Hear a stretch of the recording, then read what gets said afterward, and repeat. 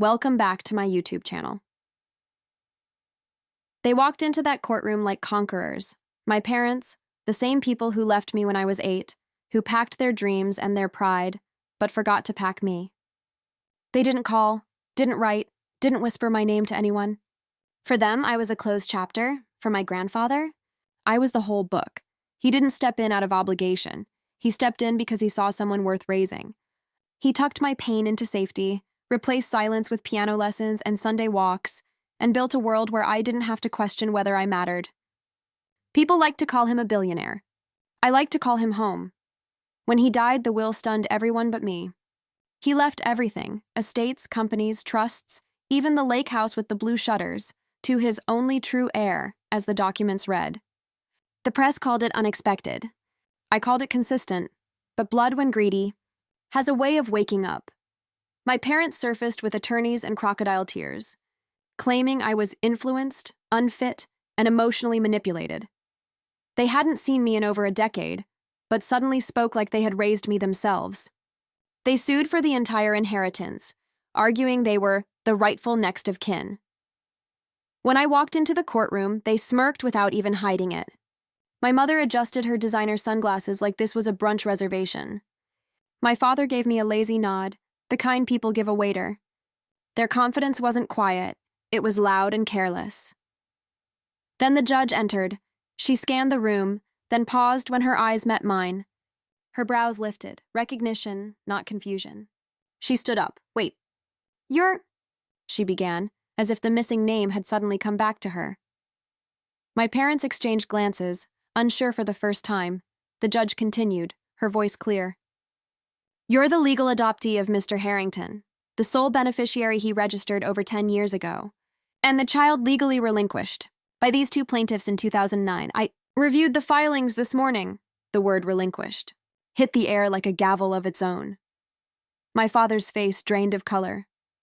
My mother stared straight ahead, still but shaking. The judge wasn't finished. This is not a matter of inheritance. It's a matter of abandonment versus intent. The deceased made his wishes explicit, and the law recognizes only one heir. The plaintiffs have no standing. No standing. 2 words that ended a performance before it could begin. Their attorney tried to recover, muttering about biological connection and emotional distress, but the judge cut him off with a hand. Emotional distress? The only person in this room with the right to claim that is the defendant, the child they left behind. I didn't gloat. I didn't have to. Their silence was enough. When it was over, I walked past them without looking back. For once, they were the ones left behind, by the truth.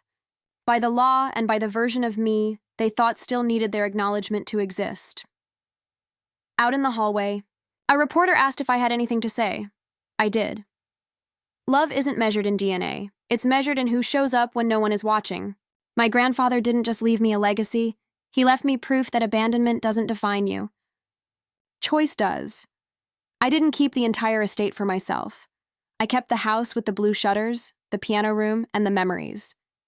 The rest, I turned into scholarships for kids who knew the sting of being left and the courage of becoming enough anyway, because the past doesn't get to collect from you once you've learned how to build your own future. And if anyone ever tries, let them smirk. You'll do more than walk into the room.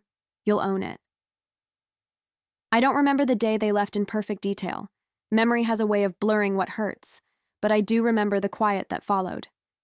It wasn't just the absence of voices, it was the absence of being expected, wanted, or even considered. My parents never announced they were leaving. They simply packed their hopes into suitcases and left me behind like an extra item that didn't fit. At first, I waited. Kids do that. We believe waiting is a form of love, that patience pulls people back. I sat by windows, listened for keys in the lock, and kept my shoes by the door just in case someone remembered I existed. Days folded into weeks. Weeks into silence. Then he came. My grandfather didn't sweep in like a rescuer. He arrived quietly with a steady coat and steady hands and asked me if I'd had breakfast. Not once did he badmouth them. He just filled the space they left with presence instead of pity. He showed up at school plays even when I had no lines. He sat through recitals, science fairs, and dentist appointments like they were red carpet events. He made my birthday feel chosen, not forgotten.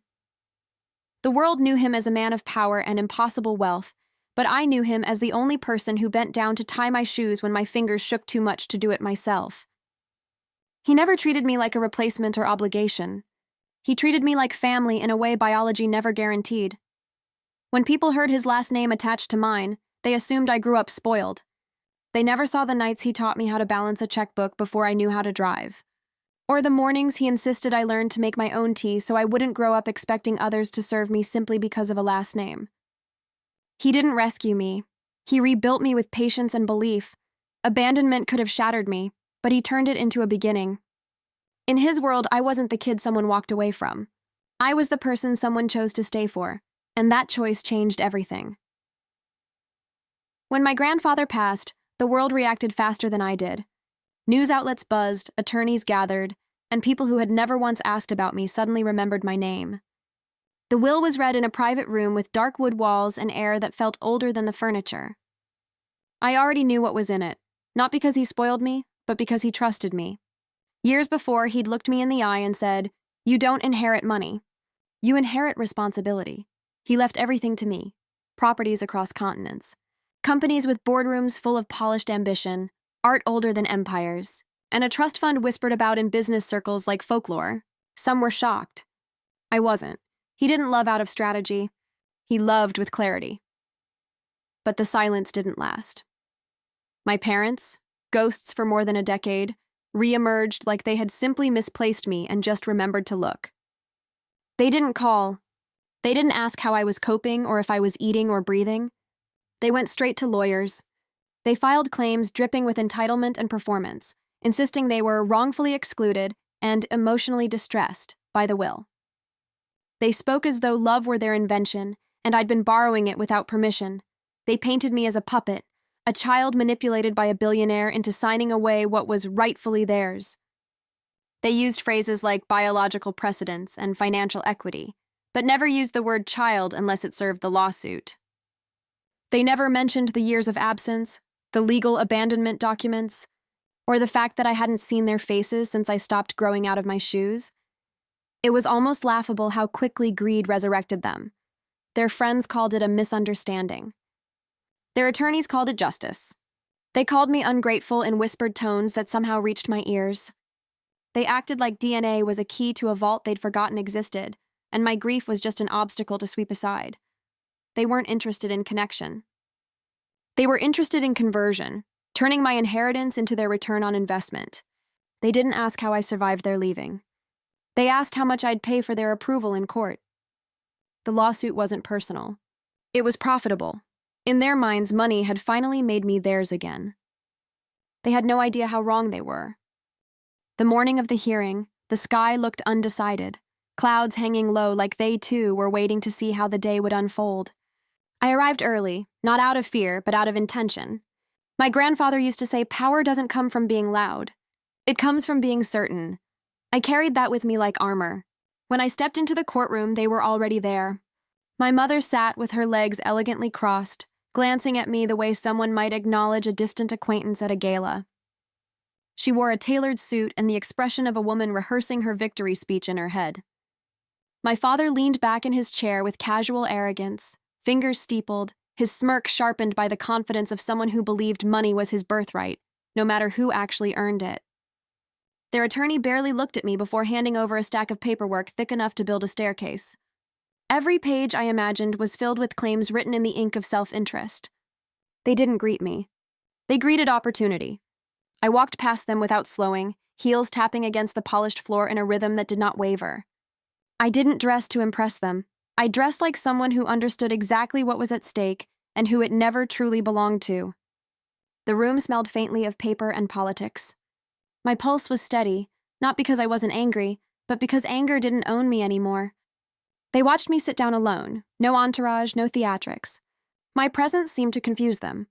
They expected nerves, maybe tears. What they got was composure they didn't build, and strength they never stayed long enough to notice. My mother's smirk widened, as if she already saw the bank transfers being drafted. My father gave a half nod, the kind people give before claiming credit for work they've never done. They believed their confidence was evidence. They believed the system favored whoever walked in with the boldest lie wrapped in legal jargon. But they had forgotten one thing. Absence leaves a paper trail, and so does intent. I didn't need to raise my voice. I just needed to be there, calm, unshaken, undeniable. The kind of presence that says without words, "I survived you once. I won't bow to you now." The courtroom doors closed with a soft thud that seemed louder in the silence that followed. The judge entered with the calm authority of someone who had seen too many families reunite only when money was involved. Her eyes scanned the room with professional detachment until they landed on me. Something shifted. She paused, as if a detail in her memory had stepped forward and introduced itself. Her expression wasn't uncertainty, it was recognition. She adjusted her glasses, looked at the documents before her, then back at me with a new kind of clarity. That was the moment my parents' confidence faltered, though they tried to hide it. They didn't know what she knew. They only knew what they assumed. The clerk began the formalities, but the judge lifted a hand gently, interrupting the rhythm. "Before we proceed," she said, her gaze still fixed on me, "I need confirmation. You are the legal adoptee of Mr. Thomas Harrington, correct?" The room fell into a hush so complete it almost rang. She wasn't asking because she didn't know. She was asking so it would be etched into the record. My parents shifted uncomfortably. They weren't expecting my name to mean anything more than a financial inconvenience. The judge reached for a folder already prepared on her bench. She opened it with care, the pages flipping like a timeline unfolding. "I reviewed the estate documents and personal records this morning," she continued. "Mr. Harrington filed for full legal guardianship and later adoption more than 10 years ago. He also submitted documentation of parental relinquishment signed by the plaintiffs in this case." The word plaintiffs landed like a verdict long before the verdict. My mother froze, lips parted just enough to betray her shock. My father frowned, the lines on his forehead cutting deeper as he scrambled to process what that meant. They knew they'd left, but they didn't know they'd legally erased themselves in the process. The judge wasn't finished. Additionally, Mr. Harrington provided a notarized statement at the time affirming his intent to make his adoptee his sole heir, citing abandonment, emotional neglect, and total lack of financial contribution by the biological parents. The silence that followed wasn't empty, it was loaded, their smirks dissolved without ceremony. The confidence that once stretched across their faces vanished like breath on glass. They didn't look at me now. They looked at the edge of the table, the floor. Anywhere, truth wasn't staring back. They came ready to claim ownership. They never expected the truth to already own the room. When the judge finished reading the documents, it was as if the air itself shifted sides. Their attorney tried to recover, flipping through his binder as though a missing clause might magically appear and save the case. He began to speak about biological lineage and inherited entitlement, but the judge didn't bother, entertaining the performance. She looked at him the way a surgeon looks at someone trying to fix a broken bone with wishful thinking. "There is no legal standing for this suit," she said plainly. "These plaintiffs relinquished all parental rights and responsibilities. They cannot lay claim to an estate tied to a relationship they formally exited. It wasn't dramatic. It was definitive." My mother's hand trembled as she reached for a glass of water that wasn't there. My father's jaw shifted like he wanted to speak, but couldn't find a version of the truth that served him. Their attorney whispered something to them, but the words crumbled before they landed.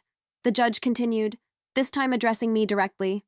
"Your grandfather's filings were clear. His intent was not only legally documented, but repeatedly reaffirmed over the years. The estate belongs to you, uncontested." There was a pause, not long, but long enough to feel like a doorway. She looked back at my parents. "And for the record, emotional distress cannot be claimed retroactively by individuals who abandoned the child in question. You cannot return when wealth appears and call it grief."